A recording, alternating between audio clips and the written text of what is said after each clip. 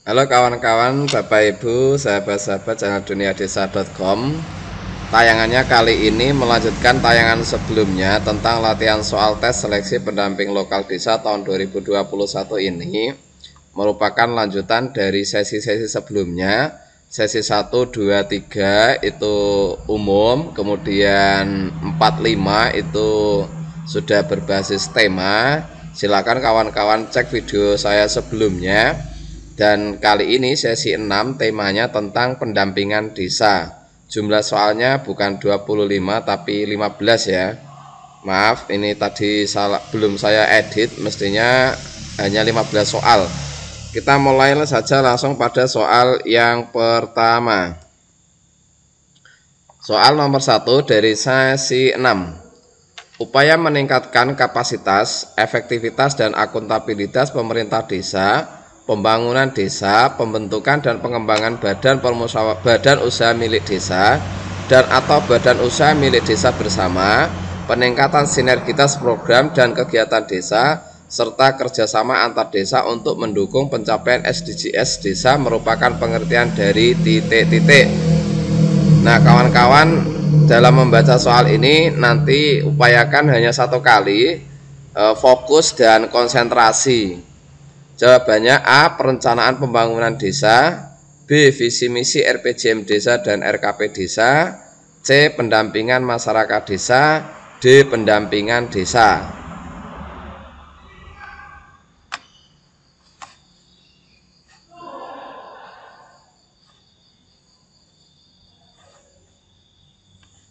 Kita cek jawabannya D. Pendampingan desa.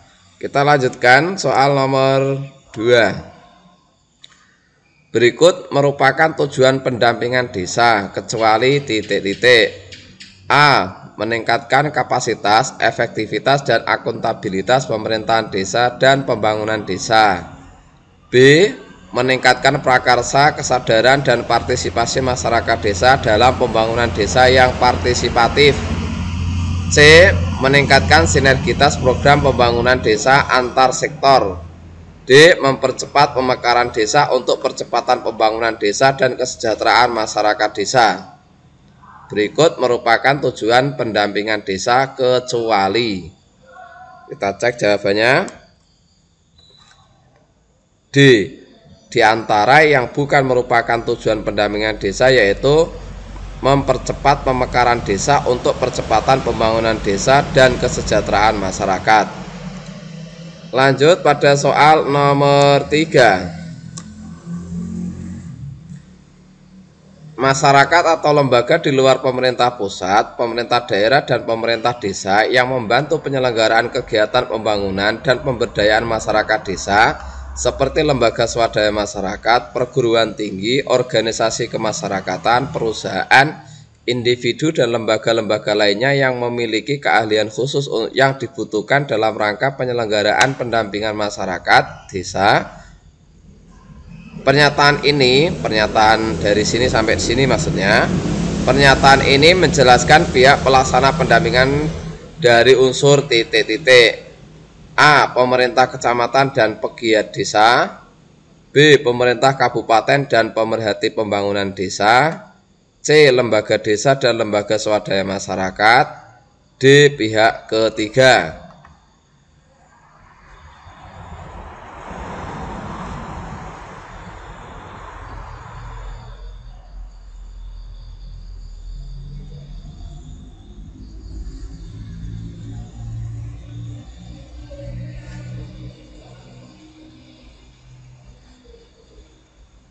Kita cek jawabannya D. Pihak ketiga.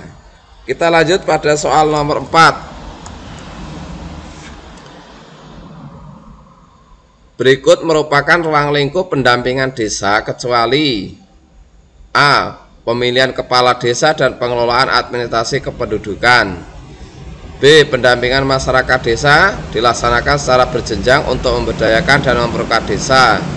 C. Pendampingan masyarakat desa sesuai dengan kebutuhan yang didasarkan pada kondisi geografis wilayah, nilai APB desa dan cakupan kegiatan yang didampingi. D. Penyediaan sumber daya manusia dan manajemen. berikut merupakan ruang lingkup pendampingan desa kecuali titik-titik. Jawabannya A. Pemilihan kepala desa dan pengelolaan administrasi kependudukan. Lanjut pada soal nomor 5. Pendampingan desa dilaksanakan oleh pendamping yang terdiri atas tenaga pendamping profesional, kader pemberdayaan masyarakat desa, dan pihak ketiga. Yang dimaksud pihak ketiga adalah A. Pemerintah kecamatan, kabupaten, kota, dan provinsi. B. Lembaga swadaya masyarakat, perguruan tinggi, organisasi kemasyarakatan atau perusahaan. C. Konsultan perencanaan, pembangunan, dan pemberdayaan masyarakat. D. Lembaga swadaya masyarakat, dinas pemberdayaan masyarakat, paralegal, Kementerian Desa, dan BPSDM.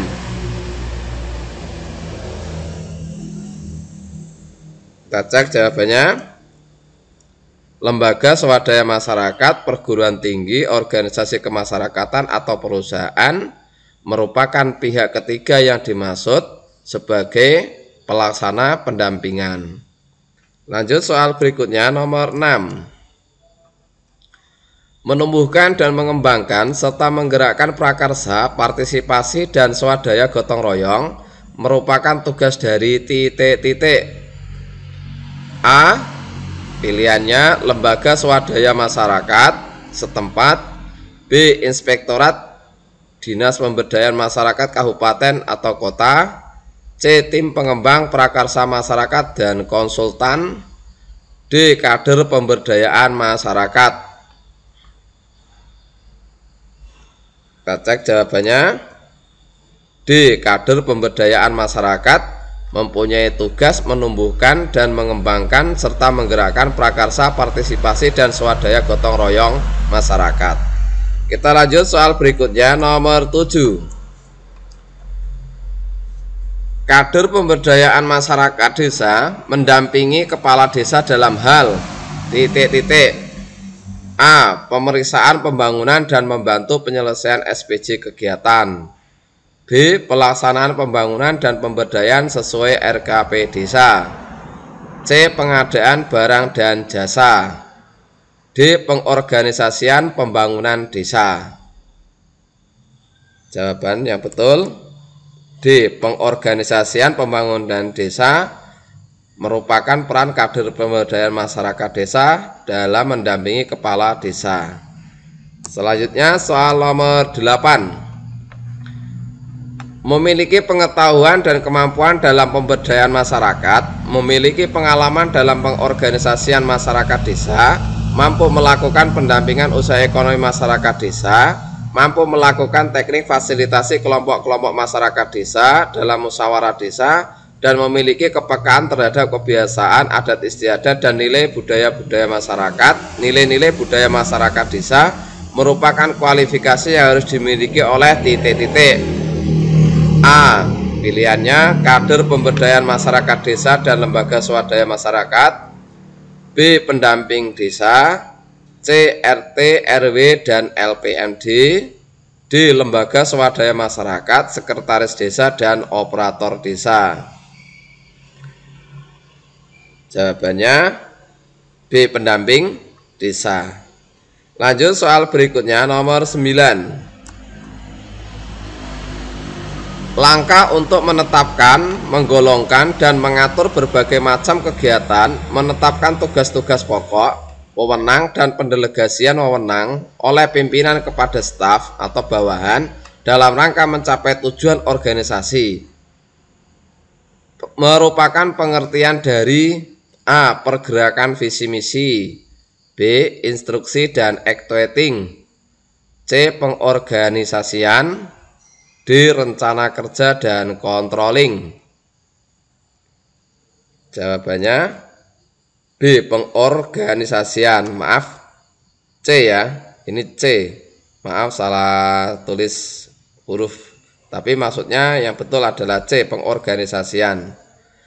Kemudian lanjut soal nomor 10. Upaya untuk memilih dan menghubungkan fakta-fakta dan membuat serta menggunakan asumsi-asumsi mengenal masa yang akan datang dengan jalan menggambarkan dan merumuskan kegiatan yang diperhatikan untuk mencapai hasil yang diinginkan merupakan pengertian dari titik-titik. A. Perencanaan, B. Controlling, C. Pengorganisasian, D. Evaluasi. Jawabannya A. Perencanaan. Kita lanjutkan ke nomor 11.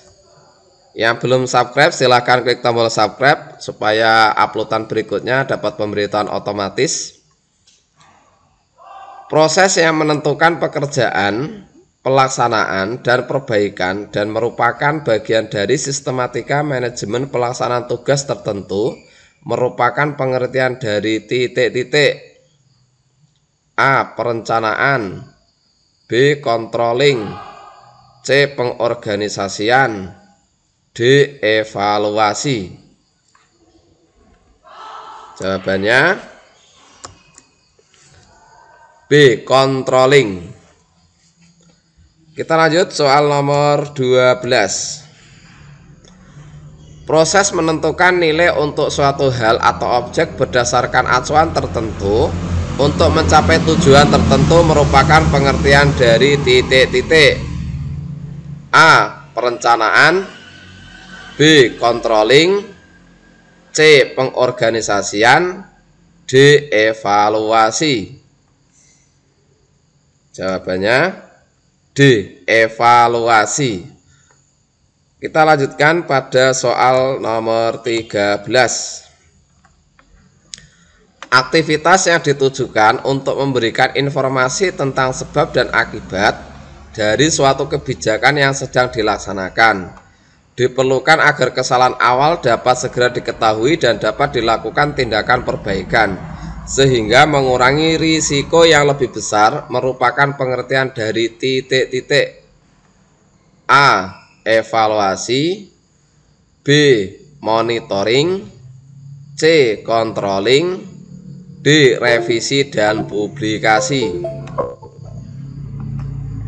Jawaban yang betul B. Monitoring.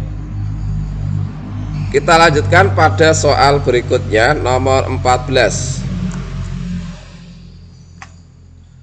Kunci keberhasilan percepatan pencapaian SDGs desa salah satunya adalah terlaksananya kegiatan pendampingan masyarakat desa yang berkualitas. Pendampingan desa dilakukan diantaranya dengan cara titik-titik. A. Fasilitasi, B. Asistensi, C. Pengarahan, D. Semuanya benar. Jawabannya D. Semuanya benar. Jadi proses fasilitasi, asistensi, pengarahan merupakan bagian dari proses cara pendampingan. Kita lanjutkan soal yang nomor 15. Masyarakat desa atau pemerintah desa yang harus diberi ruang untuk mengenali masalahnya dan merumuskan tindakan penyelesaian secara mandiri serta diberikan ruang pengaduan masalah berkaitan dengan pendampingan masyarakat desa. Fasilitasi dalam lingkup tersebut merupakan bagian dari fasilitasi titik-titik. Perhatikan soalnya, cermati baik-baik. Masyarakat desa dan atau pemerintah desa harus diberi ruang untuk mengenali masalahnya dan merumuskan tindakan penyelesaian secara mandiri serta diberikan ruang pengaduan masalah berkaitan dengan pendampingan masyarakat desa. Fasilitasi dalam lingkup tersebut merupakan bagian dari fasilitasi titik-titik. A. Evaluasi dan monitoring, B. Pengaduan dan penanganan masalah, C. Pelayanan, D. Semuanya salah. Ini agak butuh pemikiran, silakan diputuskan. Dan semoga di sesi berikutnya saya bisa membuat contoh latihan soal dengan kategori sulit ya, dan baik secara tematik perencanaan, pelaksanaan pembangunan pemberdayaan, pengelolaan keuangan desa atau sifatnya umum. Semoga saya diberikan kesempatan, diberikan waktu yang luang. Kita cek jawabannya untuk soal nomor 15. B. Pengaduan dan penanganan masalah. Fasilitasi yang dilakukan oleh pendamping desa kepada masyarakat desa dan pemerintah desa diantaranya adalah fasilitasi pengaduan dan penanganan masalah. Terima kasih kawan-kawan yang sudah menyimak tayangan ini. Saya ucapkan kawan-kawan yang sudah menerima pengumuman kelulusan, yang sudah lolos, semoga bisa mengikuti proses berikutnya dengan baik. Yang belum lolos dari seleksi administratif, jangan berkecil hati karena sesuai Kemen 40, Kemen Desa nomor 40 tahun 2021, pengisian dilakukan pada wilayah yang kosong setiap tahun. Itu artinya kawan-kawan masih punya kesempatan di waktu-waktu yang akan datang.